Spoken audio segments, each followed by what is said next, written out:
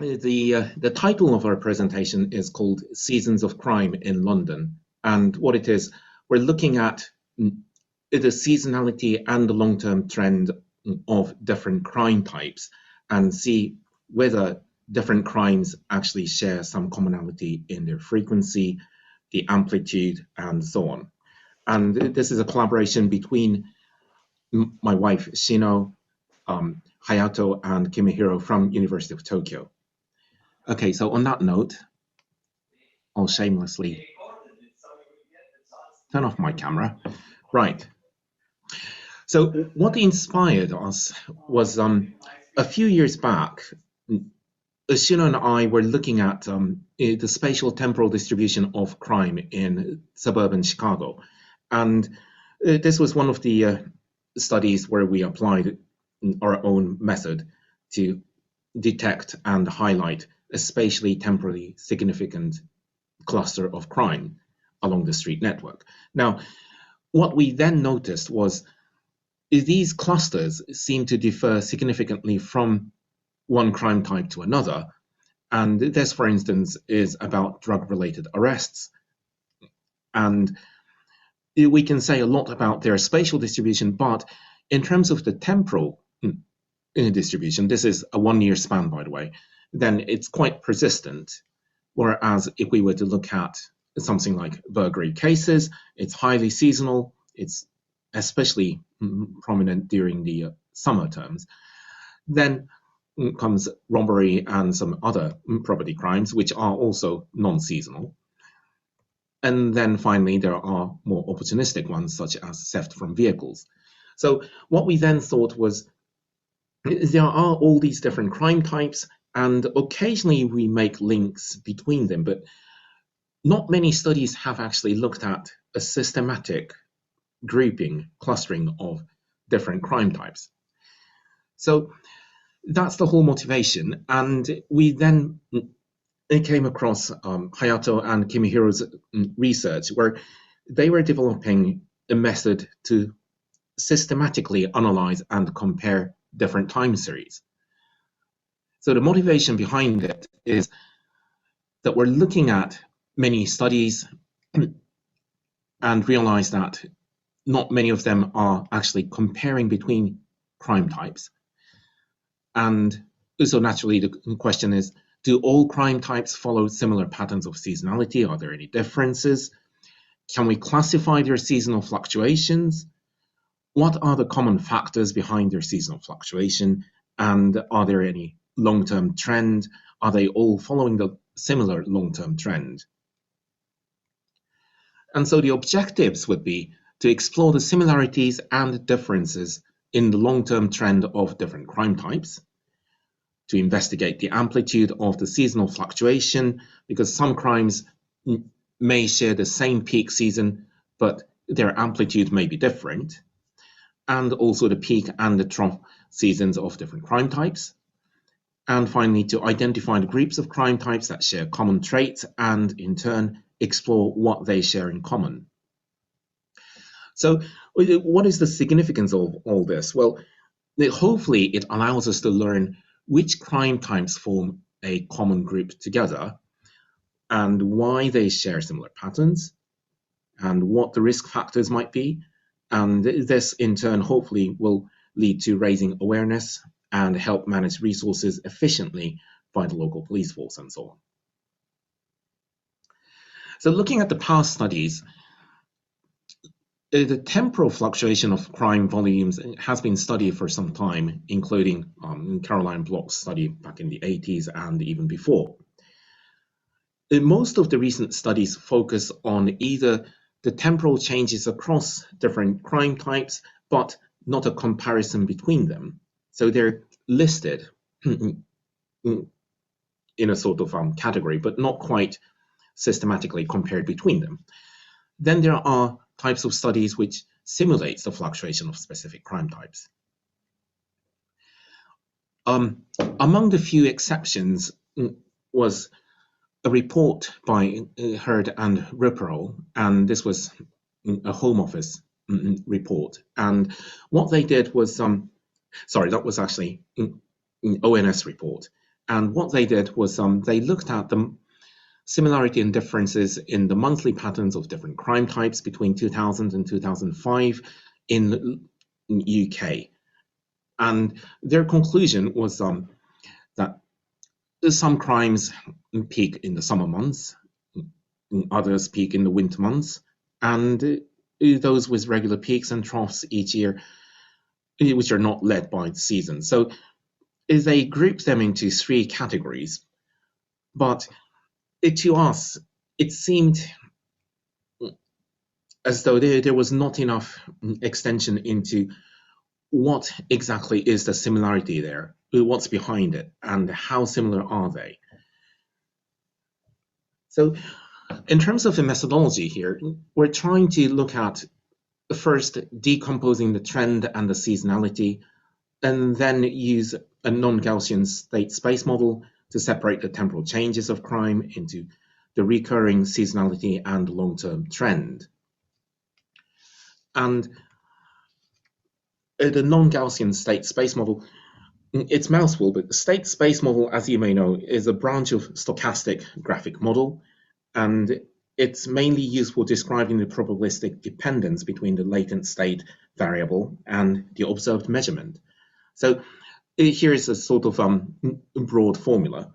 And the model itself was originally developed in the area of control engineering in the 60s, I believe, and it has been then since used in a variety of fields, including statistics, computer science, economics, and they've been quite successful in solving a range of dynamic system models, or rather problems. So some of the branches of these state models would include hidden Markov chain models, latent processing, and Kalman filter, which we will use. And these are used for defining the optimal algorithm for inferring the linear Gaussian system. And so what we then do is, once we separate the long-term trend from the regular seasonality, then we try to smooth it and look at the similarity in the temporal footprints of crimes derived through a dissimilarity matrix, which I'll show later on. Then the similarities and differences of their time series evaluated through two methods.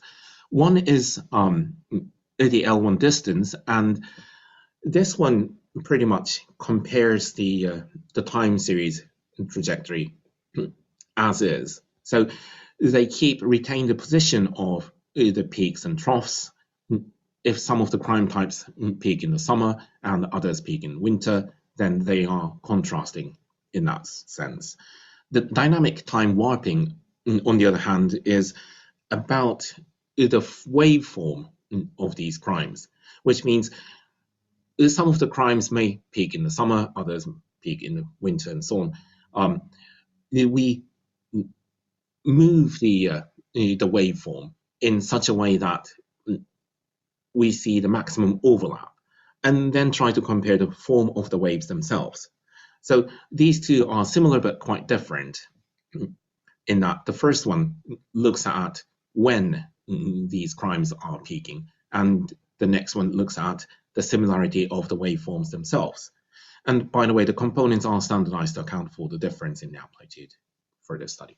And the data that we're using for this is actually pre-COVID. There are a variety of reasons for this.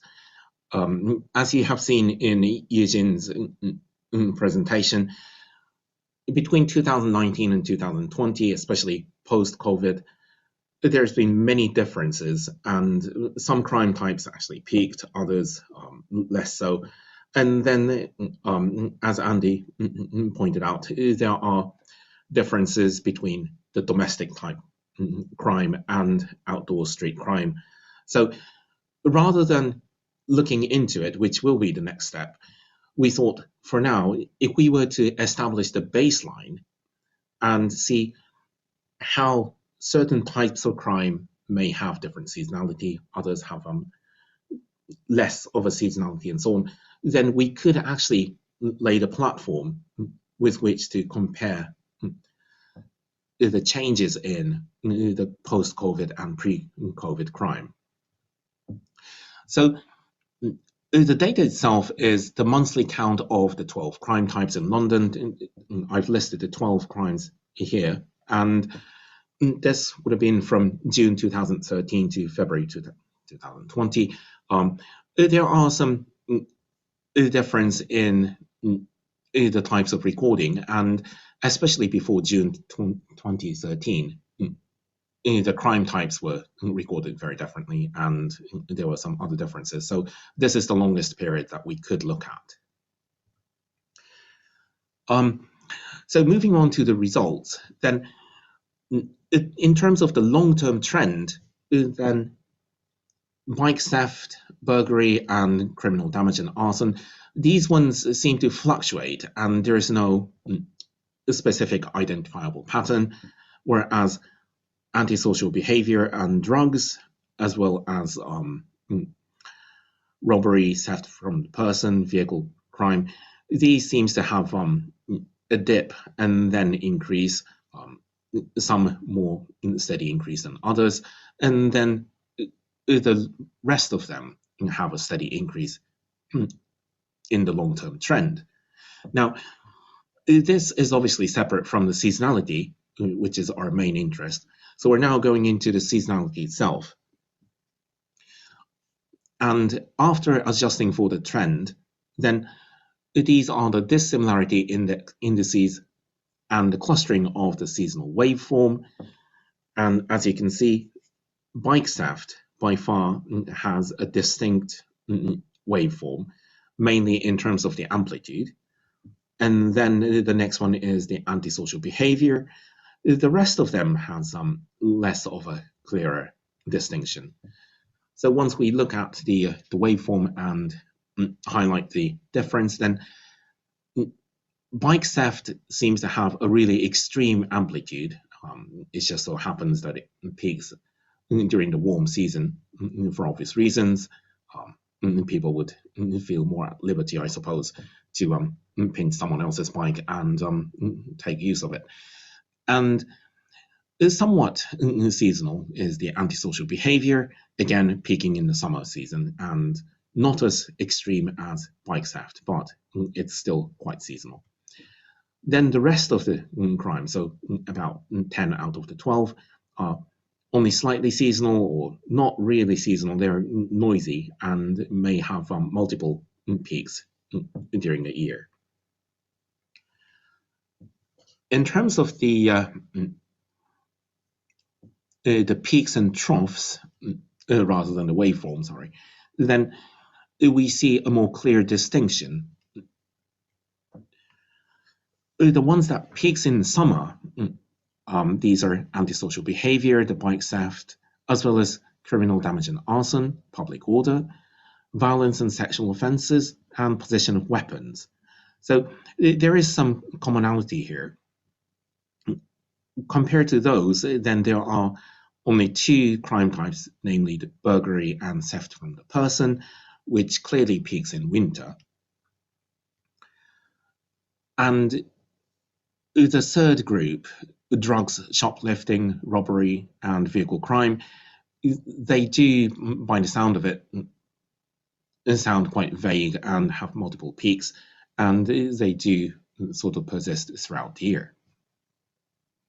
So these are rather obvious groupings, if you will, but at the same time, we'd like to think that this is a systematic evaluation of the grouping of these crime types. And if we put those two together, then we can more clearly see which ones have a significant increase during the summer season, which ones have sort of weaker amplitude, if you will, but still concentrate in the summer.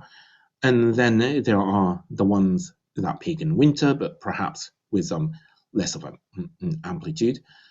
And the rest are really vague ones.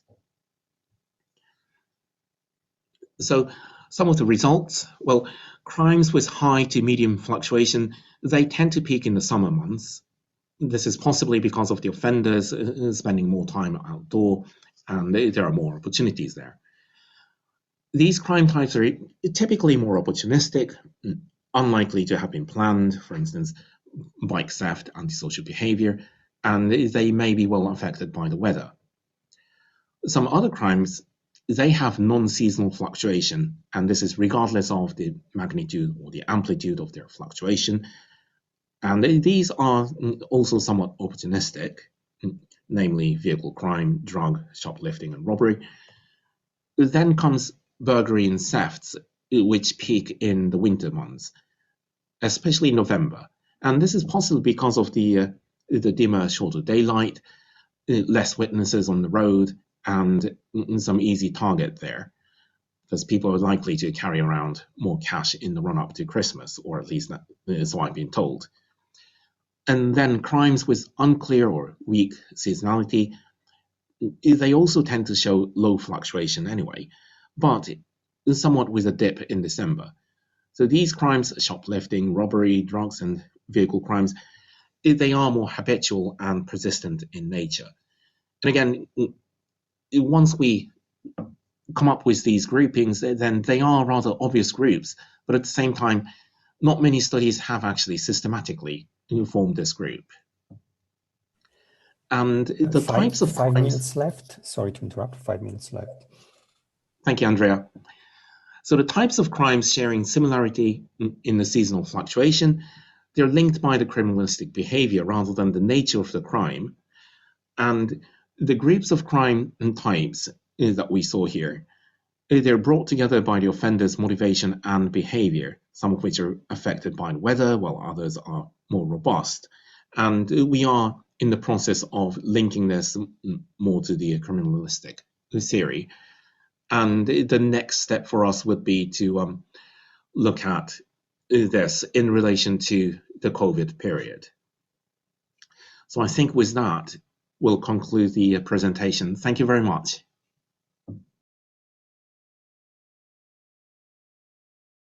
I was wondering if you compared a place like Chicago and London in terms of seasonality, because Chicago is well known for having very extreme temperatures, and obviously that will impact opportunity for crime and a lot of other behaviors, while London is a much more narrow kind of variation. So I wonder if there are systematic studies of this kind of relationship. That's a good question, Andrea. So there are international comparisons of between different cities, different climate areas. We would like to do that, especially in relation to different crime types. So what's been done so far is looking at one or two different crime types, for instance, burglary or robbery, and then see how they differ from one area to another, especially between different climate zones. And as you point out, places like Chicago, their winter is brutal. And also, depending on the part of Chicago, people mainly move around in their vehicle rather than on foot. So the mobility itself is quite different. And when we looked at burglary and robbery, then it's a distinct contrast between Chicago and London, because burglary in Chicago, that mainly happens in summer, and burglary in London, it peaks in winter. So the reason behind this is still being studied. But as you say, it's largely to do with the weather and also the criminal behavior. So in Chicago, inevitably, we can't really go out and commit burglary in that cold season and leave their footprints on the snow and so on. In London, there is no such danger. The weather is reasonably mild, and instead, it's more opportunistic in that in the darker seasons, it's much easier for them to avoid witnesses and so on. So yes, that is something that we're looking into. Great, thanks. So we have a question from Andy. Fantastic paper. Cohen and Felson's routine activity theory draws heavily from Amos Hawley, but most work has been spatial. Hawley discusses rhythm, tempo, and timing regarding temporal patterns. How might these relate to different crime type patterns in this paper? There is some really important theoretical work that could be developed there. Yes, indeed. Thank you very much. The chat? Yes, that's an excellent point. This is, as with many studies, it's a work in progress, and that's something we could definitely benefit from. So we are currently looking at the criminalistic behavior and how the variety of criminology theory would link into and back up the findings of these groupings that we've established. So it's still work in progress, and as you point out, they are very important indices, if you will, to support the groupings.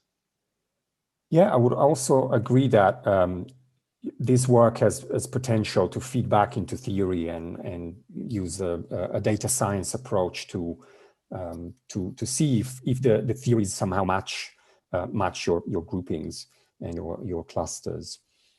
Yeah, so there's a comment saying that it's an interesting topic which probably needs further data sources to get greater understanding. Yeah, so indeed. I think yeah, what we were saying about comparisons and so on.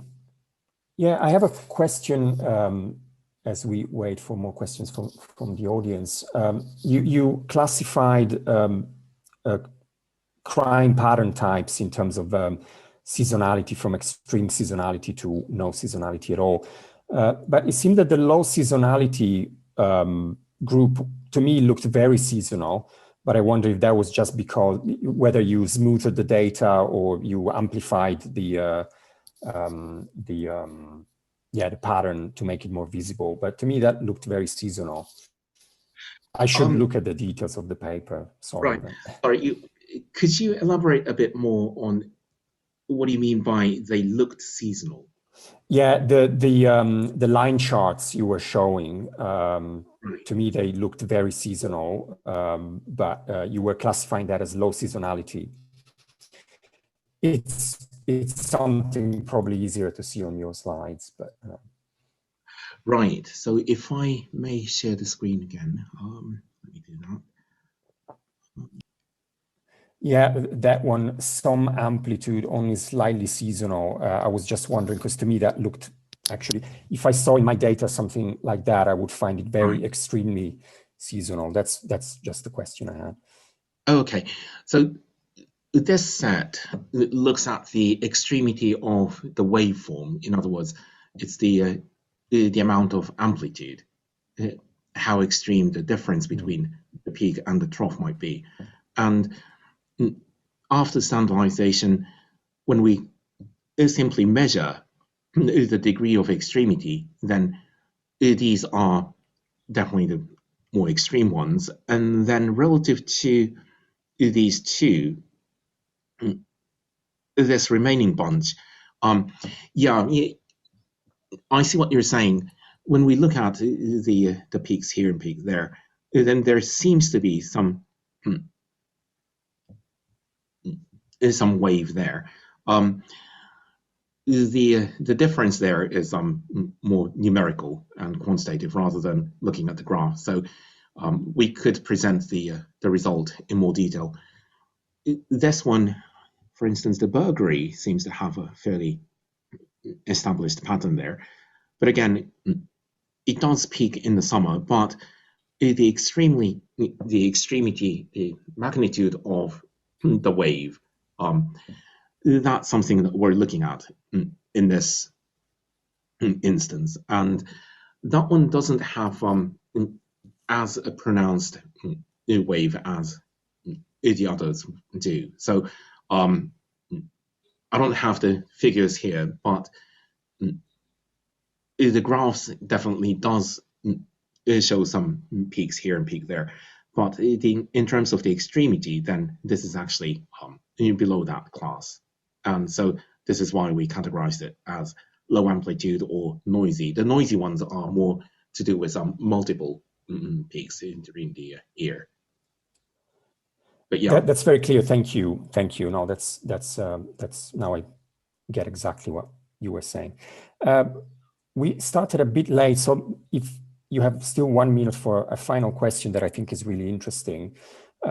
So there's a question from Arif saying, as London is noted as having one of the highest prevalence of CCTVs, do you believe this reduces the impact of seasonality with regards to colder seasons having fewer witnesses? That's an excellent question.